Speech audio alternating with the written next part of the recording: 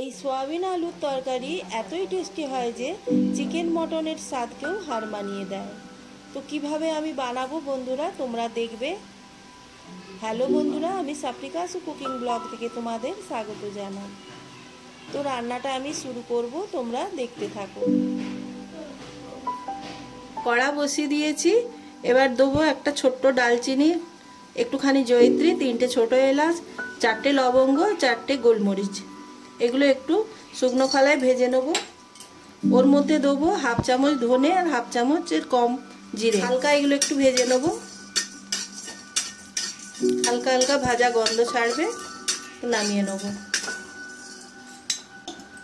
কড়াই গরম হতে তেল দিয়ে দিয়েছি পরিমাণ মতন, সরষের তেল।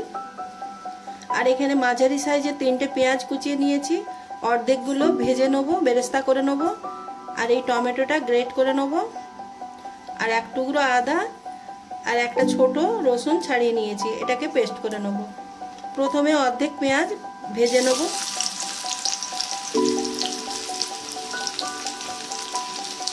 পেঁয়াজগুলো ভাজা হয়ে গেছে, এবার তুলে নেব।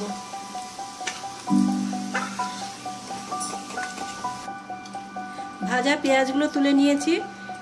এবার ছোট ছোট আলু 8টা নিয়েছি, এরকম দুভাগ করে 2 পিস করে নিয়েছি। এগুলোকে সেদ্ধ করে নিয়েছি, 80% সেদ্ধ হয়েছে। এবার তেলে একটু লাল করে ভেজে নেব। নুন দিয়ে সেদ্ধ করে নিলাম। একটুখানি হলুদ দিয়ে দেবো। লাল করে ভেজে নেব আলুগুলো। আলুগুলো ভাজা হয়ে গেছে হালকা লাল করে, এবার নামিয়ে নেব। এখানে সয়াবিন নিয়ে নিয়েছি 120 গ্রামের মতো। এগুলোকে জলে নুন আর হলুদ দিয়ে সেদ্ধ করে নিয়েছিলাম, আর জলটা ভালো করে নিকড়ে নিয়েছি। এগুলো এবার তেলের মধ্যে একটা তেজপাতা, একটুখানি ডালচিনি দিয়ে দিলাম, সয়াবিনগুলো দিয়ে দিলাম, দিয়ে একটু ভালো করে ভেজে নেব। সয়াবিনটাকে এইভাবে তেজপাতা আর ডালচিনি দিয়ে একটু ভাজলে সয়াবিনের টেস্টটা ভালো হয়। তো ভাজা ভাজা করে নিয়েছি, এবার নামিয়ে নেব। ওই কড়াইয়ের মধ্যে পরিমাণ মতো তেল দিয়ে দেবো। 1/2 চামচ ঘি দিয়ে দেবো। তেল ঘিটা গরম হয়ে গেছে। এর মধ্যে একটা ছোট এলাচ ছিঁড়ে দিলাম, আর 2টো লবঙ্গ আর একটুখানি ডালচিনি দিয়ে দেবো তেলে, আর একটুখানি জিরে। এবার পেঁয়াজ কুচোটা দিয়ে দেবো।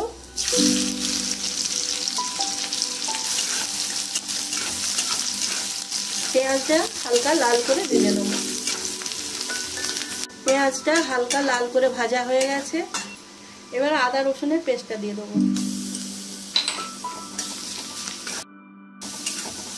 আদা রসুনের কাঁচা গন্ধটা যাতে চলে যায় সেইভাবে ভেজে নেব। আদা রসুনটা ভাজা হয়ে গেছে। এর মধ্যে একটুখানি জল দেবো।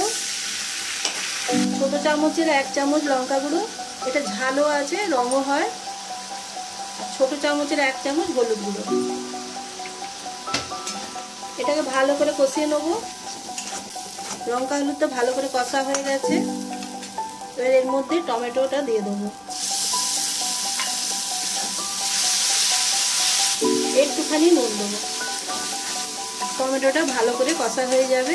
টমেটোটা কষা হয়ে গেছে, তেল ছেড়ে দিয়েছে।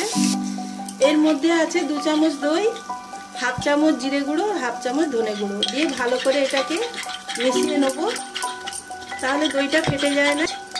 দিয়ে এবার দিয়ে দেবো দইটা, ভালো করে কষিয়ে নেব। দই থেকে তেল বেরিয়ে আসবে, ততক্ষণ কষতে হবে দইটা। তোমরা দেখছো খুবই কম মশলা দিয়ে আমি এটা বানাচ্ছি। খেতে কিন্তু খুবই ভালো লাগে। চিকেন মটনের টেস্টও হার মানিয়ে দেয়, এত সুন্দর খেতে হয়। মাছ মাংস ডিমের অভাব কাটিয়ে দেয়, এতই টেস্টি হয় খেতে। মশলাটা ভালোভাবেই কষা হয়েছে, তেল ছেড়ে দিয়েছে। এবার এর মধ্যে 1/2 চামচের মতন কসুরি মেথি দিয়ে দেবো। কসুরি মেথি রান্নার টেস্ট বাড়িয়ে দেয়। এইভাবে বানালেও খুবই টেস্টি হয়। তাও আরো টেস্টি বাড়ানোর জন্য আমি এই ম্যাগি মশলাটা দেবো। এই মশলাটা দিয়ে রান্না করলে রান্নার দ্বিগুণ স্বাদ বেড়ে যায়। এক প্যাকেটের একটু কম দিলাম,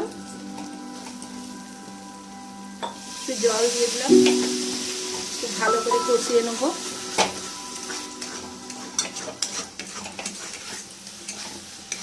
ভালোভাবে কষা হয়ে গেছে। এবার এর মধ্যে যে বেরেস্তা করে রেখেছিলাম সেটাকে বেটে নিয়েছি, দিয়ে দেবো।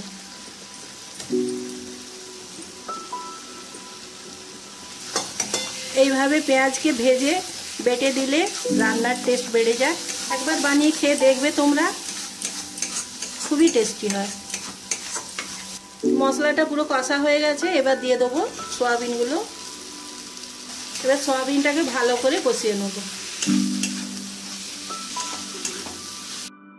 1 মিনিট ধরে কষে নিয়েছি।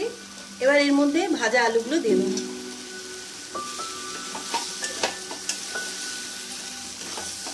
একটুখানি কষিয়ে নিলাম।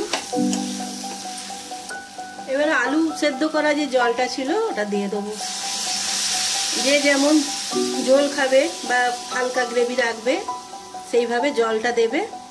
তো আমাদের একটু আজকে ঝোল ঝোল হবে, তার জন্য এই এতটা জল দিলাম।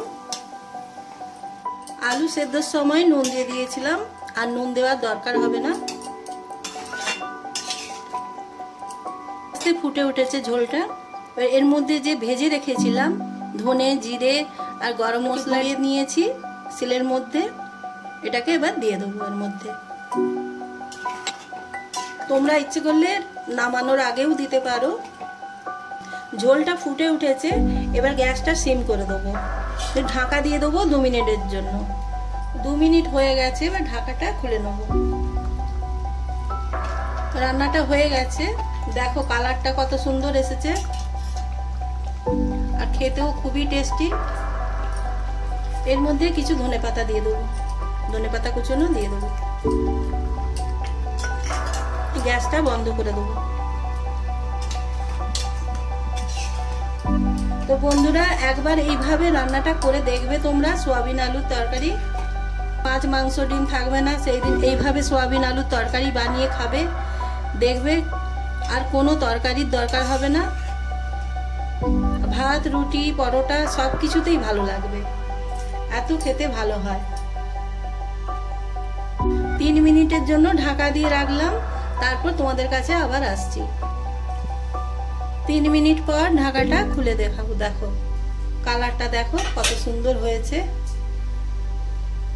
তো বন্ধুরা, আমার এই সয়াবিন আলুর তরকারি রান্নাটা তোমাদের যদি ভালো লেগে থাকে কমেন্ট করে জানাবে, লাইক শেয়ার করবে, নতুন বন্ধু হলে সাবস্ক্রাইব করে আমার পাশে থাকবে। সবাই ভালো থেকো, সুস্থ থেকো। আজকের মতো আসছি।